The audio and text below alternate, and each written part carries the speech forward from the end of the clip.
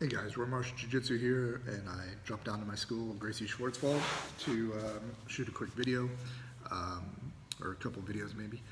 I had some people ask me to give my thoughts on some different topics, and the one that a couple people asked me about was my thoughts as an instructor on what I'm looking for from a student at each rank.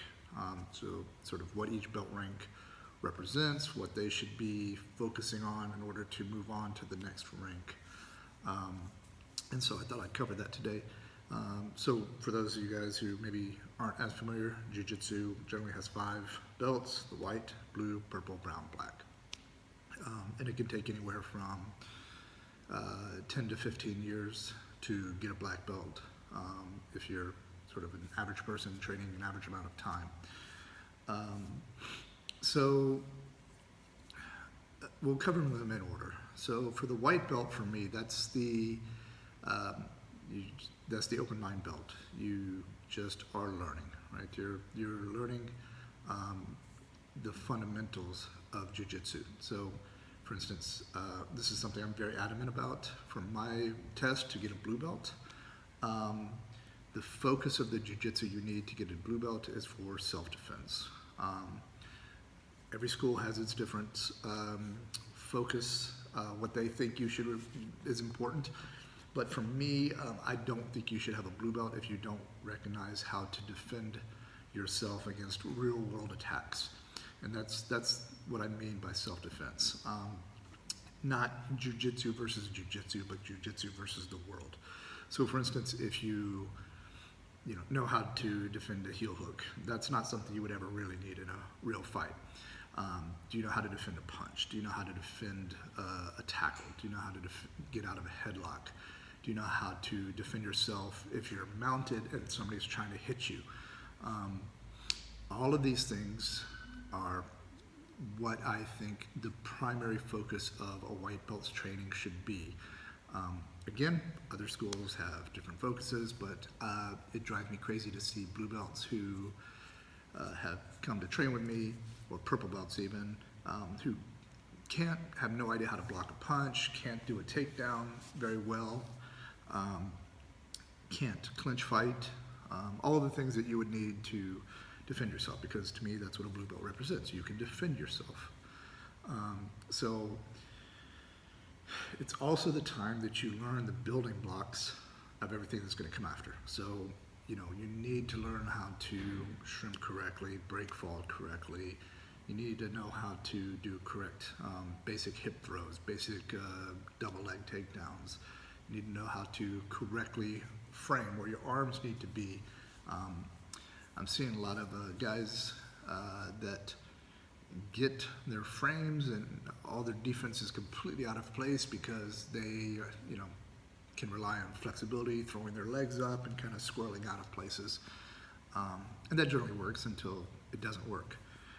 So, again, I'm focused on, do the people understand how to hold correct positions, how to escape positions correctly, not through strength or sweat or crazy moves they saw on YouTube. So, for instance, when I was coming up, we would test guys for their blue belt. We would just throw them in a tank and just have guy after guy after guy after guy maul them until they could barely think straight, and they were completely exhausted. Then we would test their technique, because anybody can have good technique when they're fresh, right? It's when you have nothing left in the tank. Are you still believing in your jiu-jitsu and trying it, even if it fails? Or are you just abandoning it completely and going for Hail Mary type moves? So for me, the white to blue is about learning defense. So there's a big focus on, getting to the clinch versus punches, being able to maintain clinches, being able to defend punches, being able to take people down, being able to control people on the ground, being able to be safe if you're on the bottom, being able to get back to your feet. All of these things are what I look for a person to be promoted to blue belt. And I do test for my ranks.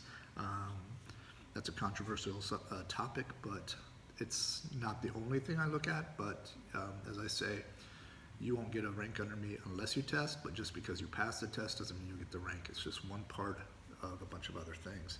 But it shows me that you know the techniques, not just that you are a very good roller, you're athletic or you can catch people by surprise. Because at blue belt, I occasionally, will need blue belts. I need them to know the techniques, because if I have somebody come in, for instance, and I pull a blue belt aside and say, hey, can you show him how to shrimp correctly?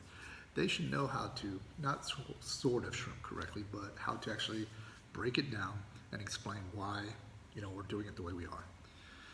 So for me, white to blue is a 1.5 to 2 year process. I promote more slowly than most people do, and more maybe it's a little harder, but that's just the way I do it. So blue to purple, that could be anywhere from 3 to 4 years, 2 if they're really in here every day, and that's really your learning belt. So white to blue, you're just learning the self-defense, you're learning the fundamentals, and you're learning jiu-jitsu versus the world. From blue to purple, we're still focusing on the self-defense, but now we're incorporating more jiu-jitsu versus jiu-jitsu. Do you know how to correctly defend an arm lock? Do you know how to correctly defend, a leg lock, or any sort of more esoteric submissions? Can you escape omoplatas, that sort of thing? And it's also where you start to find your voice. So for me, that's a big part. Like, you start to find the techniques that work for you, and you start to build a game around those techniques. So, that's kind of the belt where, that's why I find it strange when people go through blue belt very fast. For me, that's the belt where you find who you are, and that takes time. That takes experimentation. There were techniques when I was a blue belt, I was like, okay, this is going to be my game. And it just worked out that mentally and physically it just wasn't for me. I thought it was going to be my game, but it just wasn't. Now, that doesn't mean, stop exploring other things. There's my game has changed throughout my career, what I was good at, what I focused at. Not wildly, but for instance, I recently taught a seminar on crunch arm locks, and that was a core technique and series of attacks for me for a long time. And I got away from it. And I didn't get away from it for any real reason other than I stopped playing as much underhooks and I started playing more overhooks. The underhooks, obviously the crunch arm lock is there. The overhooks is not as much. So, before everything went, I started going back to more underhooks, hunting the crunch arm locks, the dirty kimuras, things like that. But you'll see how your game will change. And once one thing changes, everything around it kind of changes. But still, you should still be finding your voice, meaning whatever technique you decide on, how you put it together with other techniques. It needs to be cohesive. It needs to be holistic. And that's where, for me, the blue belt to purple belt comes in. You learn, at that point, you should know pretty much the complete Gracie self-defense system to me to get purple belt, as well as you have kind of your own holistic game. I had a student, or not a student, a friend of mine one time, and he asked me, I think he was a 4-stripe blue belt, and he asked me, Roy, what do I have to do to get my purple belt? And I said, if I walk in the room and I don't see your face and I see you rolling, I should know it's you just by watching how you roll. And it's not so much, oh, this guy likes kimuras. It's more how, again, he transitions from one move to the next. That's kind of your voice. So just in the same way that if I just say a bunch of words, that's not really my voice. That's not it's not my style of speaking. It's how I put those words together into a sentence, into a thought. That's my voice. And so once a person kind of has a voice and they know the complete self-defense system, they know the basics of defending jiu-jitsu versus jiu-jitsu, then I take them to purple belt. And for me, the purple belt is what I call the teaching belt. At that point, I should be able to have you teach a class. You have you have the knowledge of all the fundamentals the way I like them taught. You understand. So blue belt might be a tactical belt, right? You know how to do move A to B to C to D. You know how to do those things. By purple belt, you should know why to do those things, so that if you need to, you can adjust and take a piece out and replace it with another piece, and understand why you can replace those pieces. In the same way that if you're cooking and you don't have a particular ingredient, you can pull another ingredient out, and you understand why you can put that ingredient in, and maybe why it might not work, why it would work, what adjustments you have to make to utilize that ingredient. Same thing in jiu-jitsu. So at purple belt, you have a more of a strategic understanding of the technique, so that you can adapt things. You can start to be more creative. You can not only do you have your style now, you can start to create, I won't say new techniques, but the new way of doing things. That take the techniques that you already are good at, that you learned at blue belt, and refine them to work even better for you. You understand the basics of an arm lock. So okay, maybe you have shorter arms. Okay, well, how do you adjust that to make the arm lock better for you? So that's the purple belt. And again, you should now really be able to teach. Jiu-jitsu is the way I came up in jiu-jitsu, and what Hoyce always told me was the way the art survives is through teaching, right?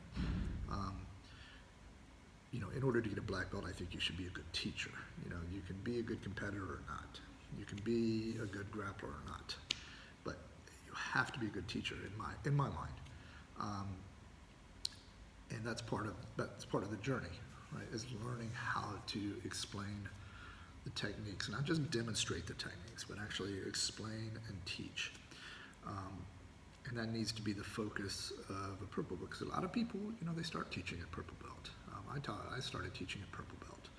My instructor, I think, was a purple belt, maybe even a blue belt when he started teaching way back in the day. That, of course, means, you're not completely set in your ways. The purple belt still has to be open-minded, right? Still has to be willing to learn. Sometimes by the time we get to purple belt, we think we know everything.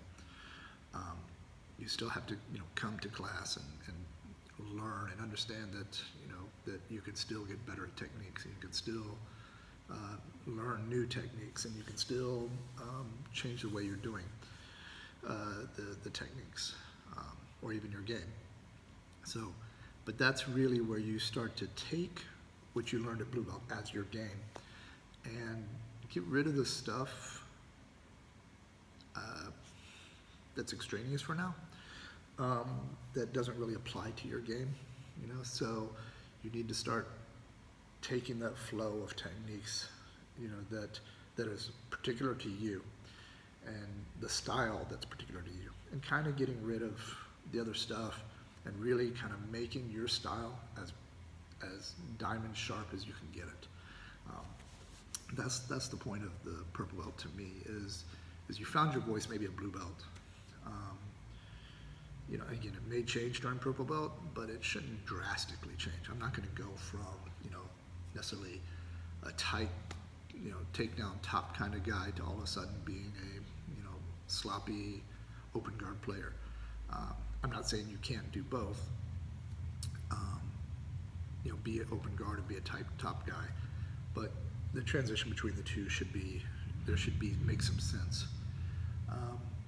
But your goal at purple belt is to, once you've found your voice, really clarify it.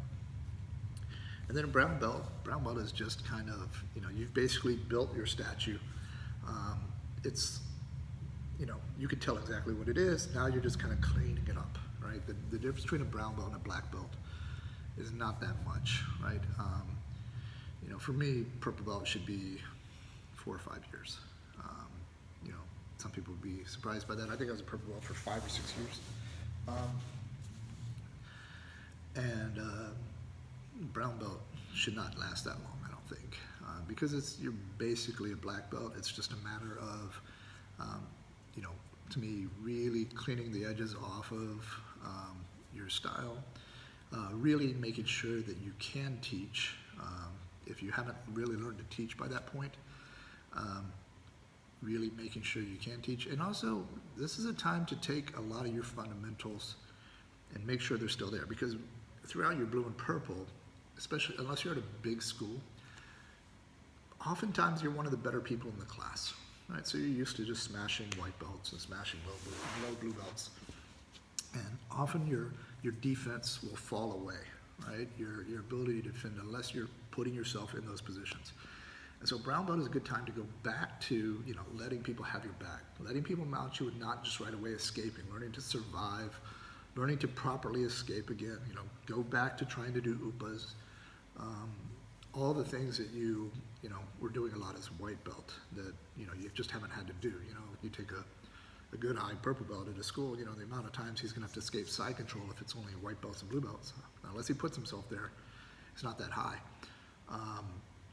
So, for instance, when I was a brown belt, I just spent like a year I would let everybody mount me, and I wouldn't even try to escape. I would just see how long I could survive there. And I learned a ton, actually, because I was able to put myself in those positions now with a different vision than when I was a white belt. White belt, it was just fear, right? Now I could play a game, right? I could put myself in these positions and just play this defense game of give people something and see the different ways I can get out. See where I got caught, see mistakes people make, whether, again, side control, back, whatever. So for me, that's a really good time to revisit all those basics. And then black belt, if you haven't got your voice by then, you don't have a voice. So by black belt, you have your voice, you have your style, you have your philosophy about jiu-jitsu. And now, to an extent, somebody asked me once, what are you focusing on now that you're a black belt? And I said, have fun. At this point, I'm really focusing on, I will try just about anything, as much as I have a focus on real-world self-defense and real-world focused top game jiu-jitsu, I'll try, I'll play turtle for a month, I'll do deep half guards, I'll do, any sort of thing, because for me at that point, it's just about having fun. I don't care if people tap me. My goal as an instructor is to make sure all my students tap me. To try silly things, silly in the sense of finding out information by just having a child's view of jiu-jitsu, play around. I think most of the time I roll, I'm having a laugh, and that may, some people are very serious about jiu-jitsu. No, every roll has to be a fight to the death, and again, that's you can do that for sure, but to me, that's not going to keep me coming back. That's not going to keep my students wanting to roll with me all the time. So at that point, you kind of just start everything over, always examine your defense and your fundamentals, but, play around as much as possible. Not that you weren't learning, the deep half guards and all that coming up, but now, take your ego out of it. The black belt, I remember my friend Jason Krobeth, when he got his black belt, he said to me, man, I'm never going to have a fun roll again unless it's with another black belt, because every brown belt, purple belt, etc., is going to be trying to kill me. So one thing I would suggest for a black belt is, if you do have an academy or something, just make sure every student there taps you at least once, to get that out of the way. If they want to go on social media and say, I tap my black belt instructor, that's fine. If you want to leave because you tap me, that's fine too. But I'm going to let you tap me so that we can get past that. And also so that you will, and I won't punish you for it, so that you will have the bravery to come after me. If you catch me, if the submission is there, I don't want you to think, well, if I catch it, he's gonna rip my arm off after. I want you going after it for real, so that I am getting the best version of you. And I also want to make sure you tap me so that if I'm teaching you moves, you believe those moves work. I'm not saying I'm just going to give you an arm lock, but I'm going to put myself in bad positions. Because part of it is you learning, part of it is me learning, and part of it is me having fun. So anyway, that's my white to black belt rank system, and what I look for each rank, and hopefully that helps.